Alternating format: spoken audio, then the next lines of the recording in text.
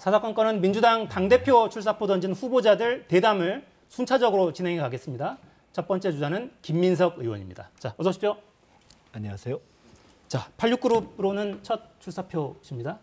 왜 김민석이어야 됩니까? 지금 당이 어려운 시기에 이 위기의 당을 끌어가는 데는 제가 제일 적임이다 이렇게 생각을 합니다. 지금 사실은 이제 국가가 정말 어렵지 않습니까? 초유의 경제 위기, IMF에 뭐 맞먹는 경제 위기가 온다 이렇게 되고 있는데 사실은 윤석열 대통령, 윤석열 정부가 이 위기를 잘 헤치고 끌어갈 것이다 이렇게 보이지 이미 않기 시작하고 있기 때문에 민주당의 역할이 굉장히 중요하죠. 네. 하나가 돼서 정부를 어떻게 보면 견제하고 국정을 잘 이끌어가야 되는 책임이 민주당에 있는데 지금 이대로 가면 하나가 돼서 끌어가기도 어렵고 오히려 사정정국에서 그냥 이렇게 휘둘리게만 되는 상황이기 때문에 당을 하나로 이끌고 또 전체적인 국정에 딱 필요한 방향을 그때그때 잘 제시하면서 리드하는 데 있어서는 제가 가장 통합력에 있어서나 경험에 있어서나 그냥 적임이다 이렇게 생각을 해서 결심을 하게 됐습니다. 당 안팎에는 세대교체론도 적지 않습니다. 97 그룹도 출사표 좀 계속 던지고 있고 86 주자 중에 한 명으로서 세대교체론에는 어떤 답을 좀 주시겠습니까? 86이라고 하지만 사실 저는 꽤 일찍 정치를 시작했다가 18년 동안 이제 광야 생활을 하다가 다시 이제 2년 만에 돌아왔습니다. 그러니까 비교적 시대 정신의 흐름을 계속 흡수를 하고 지금 돌아온 편인데요. 결국 지금 제일 중요한 본질적인 문제는 민주당이 이 위기를 헤쳐나갈 수 있는 그런 역량 있는 당대표를 뽑느냐 아니냐 이것이 핵심이라고 봅니다. 아마 세대 교체, 새로운 세대의 등장이라는 것은 계속해야 되는 것인데요. 그런 어떤 시대 정신의 새로운 흐름을 흡수한다든가 또는 어떤 정치적인 태도, 용기 이런 데 있어서는 제가 더 젊은 거 아닌가 이렇게 생각합니다. 네, 15, 16대 의원 하시고 오랫동안 광야에 있었는데 네. 이런 게 오히려 생물학적인 나이를 뛰어넘는 어떤 참신함이 또 있지 않느냐 이런 말씀으로도 들리네요. 네, 자 이제 사실 진단이 정확해야 좋은 혁신 방안이 아마 나올 텐데 지난 총선, 지난 대선 그리고 지선 연달아 패배했습니다. 가장 큰 원인은 뭐라고 분석하고 계십니까? 대선 패배는 문재인 정부에 대한 평가가 컸겠죠. 근데 저희로서는 훨씬 아픈 것은 대선 때보다 지선 때, 지방선거 때 훨씬 크게 패했다는 거 아니겠습니까? 네. 지금 당의 제일 큰 문제는 결국 앞으로 패배를 다시 하지 않으려면 또 당의 입장에서 패배를 다시 하지 않는 것보다 더 중요한 것은 지금 국정에 있어서 이 어려운 민생의 위기에 윤석열 정부를 오로지 민생 쪽으로 끌어가야 되는데 그렇게 하려면 어떤 당이 전체로 하나가 되는 집중력을 가져야 되는데 당이 사실 패배에 대한 평가를 제대로 하지 않고 있다는 게 전 제일 문제라고 봅니다. 네. 사실은 무엇이 문제였는가? 지방선거에 왜 졌는가? 서울시장 선거 구도가 잘못됐다고 하면 그 왜 잘못됐는가? 그 중간 과정은 어땠는가? 마지막에 다양한 오류가 있었는데 가령 김포공항 이슈 같은 것으로 이렇게 정책이 휘청휘청 흔들린 것들은 옳았는가? 이런 것에 대해서 책임 있는 입장에 있는 사람들이 평가를 하는 것부터 사실은 시작을 해야 하는데 현재는 원래 비대위의 과정, 이 시기가 제대로 된 평가와 혁신의 과정이어야 되는데 그런 평가와 성찰 자체가 여전히 잘 이루어지지 않고 있다. 이것이 저는 가장 민주당의 큰 문제라고 봅니다. 네. 자, 민주연구원에서 여론조사한 결과를 저희가 좀 그래픽으로 준비했는데요. 보면 좀 이렇습니다. 가장 큰 문제점이 뭐라고 생각하시느냐 이런 질문을 던졌을 때 민주당 지지층이 지금 파란색 그래프로 나와 있고 국민 전체 여론조사는 옆에 회색으로 표시가 되어 있습니다. 근데 보면 좀 많이 달라요. 그러니까 내로남불 이게 국민 여론조사에서는 가장 높은 비율로 나옵니다. 25.4%. 근데 이 대답이 민주당 지지층에서는 한 자릿수에 그치고요. 전체적으로 보면 당심과 민심이 좀 많이 다르다. 이런 해석이 가능해 보이는 지점인데요. 이 부분은 좀 어떻게 읽고 계십니까? 당심과 민심, 핵심 당 지지층과 일반 국민의 여론이 다른 것은 사실 국내적으로 다 모든 정당들이 갖고 있는 고민인데 그러면서도 결국 그것을 일치시키려는 노력을 쭉 해야 되는 거죠. 지난 지방선거의 경우만 놓고 보더라도 가령 서울시장 선거 구도를 정할 때 당내에서 많은 분들이 서울의 대부분의 의원들을 포함해서 국민 여론이나 시민 여론을 반영해서 이것은 문제가 있다라고 했는데 결국은 당내에서의 어떤 세라든가 이런 것들이 반영돼서 그래도 대안이 없는 거 아니냐라는 방식으로 결국 갔거든요. 그러니까 똑같은 문제라고 봅니다.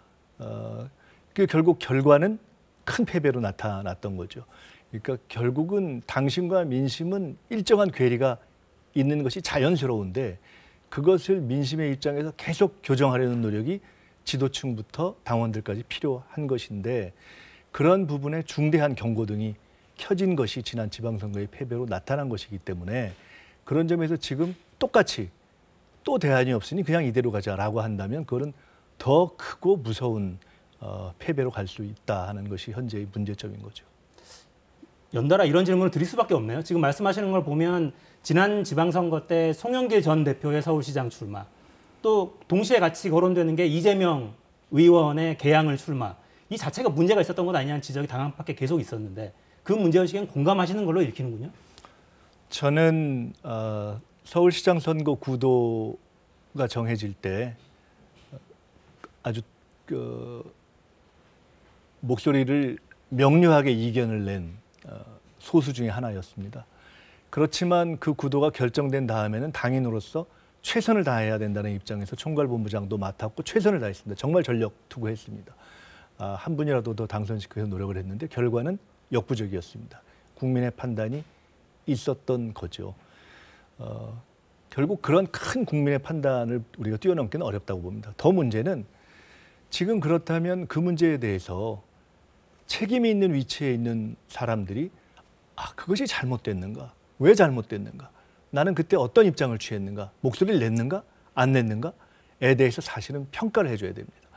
그것이 진행되지 않고 있기 때문에 이 현재 비대위의 과정, 또 전당대회를 준비하는 과정에서 이것이 활발한 어떤 상호 이해의 과정이 아니라 골이 깊어지는 과정으로 가고 있다 이렇게 생각이 듭니다.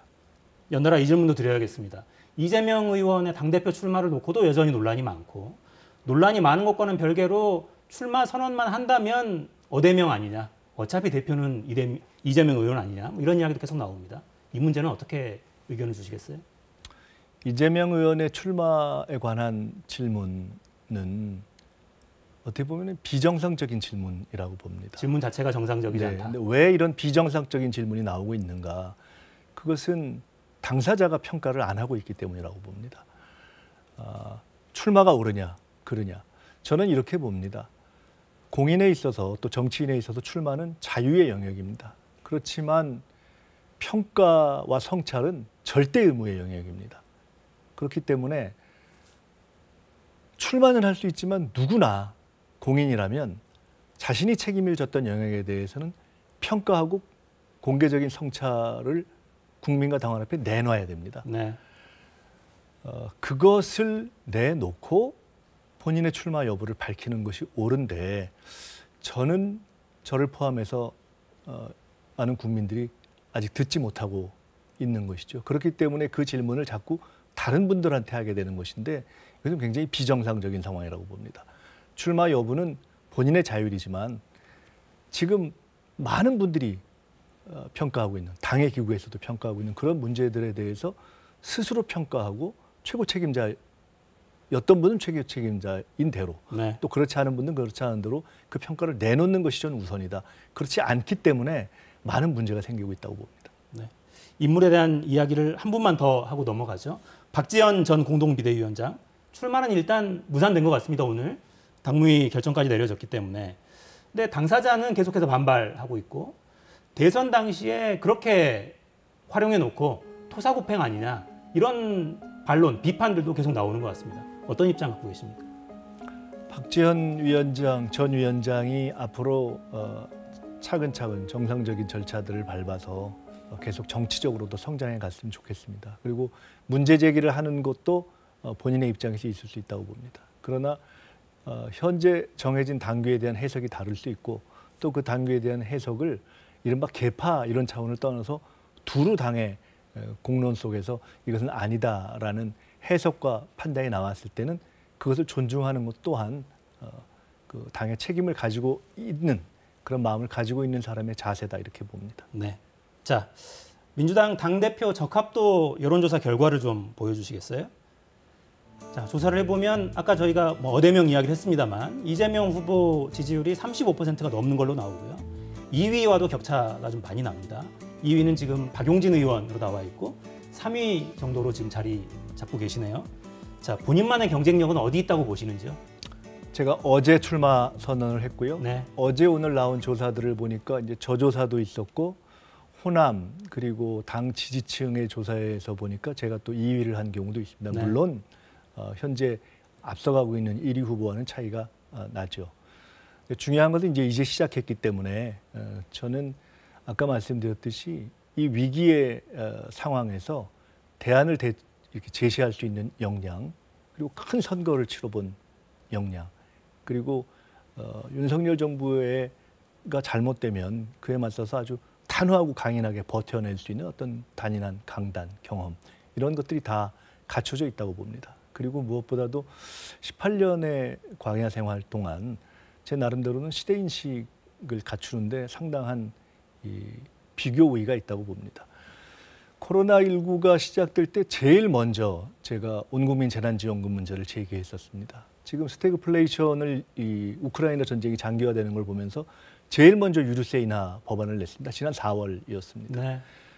그 독일과 유사한 1만 원 교통권 이런 것을 한국형으로 만들어야 된다는 것도 거의 한 달쯤 전에 제기했고, 지금 정부가 법인세 인하 쪽으로 가는데 그게 아니다. 지금 8,800만 원 이하 중산층 이하의 소득세 문제로 집중해서 이게 민생 방향으로 가야 된다. 이런 사실은 방향을 제시하는 능력에 있어서 저는 가장 앞서온 것이 아닌가 이렇게 생각을 합니다. 네. 당 안팎에서 폭력적 팬덤 관련한 문제 제기도 계속 이어지고요. 박지원 전 위원장을 중심으로 해서 당의 체질 변화랄까요? 이런 부분을 모색한다면 어떤 부분에 좀 주목해야 한다고 보고 계십니까? 당원들의 주권이 강화되는 것 전 좋은 일이라고 봅니다. 그리고 당원들이 다양한 의견을 표현하는 것, 이것도 아주 좋은 일이라고 봅니다. 다만 의원 개인이건 지도층이건 또는 일반 당원이건 간에 자기의 의사를 표현하는 데 있어서 왜곡된 정보를 확인 없이 유포하거나 네. 또는 그 주장을 하는 데 있어서 욕설을 하거나 이런 부분들이 정확하게 걸러지는 그런 장치들을 우리가 만들어 나간다면 나머지 자유로운 의사표현의 문제는 오히려 활성화되는 것이 저는 바람직하다고 보고요.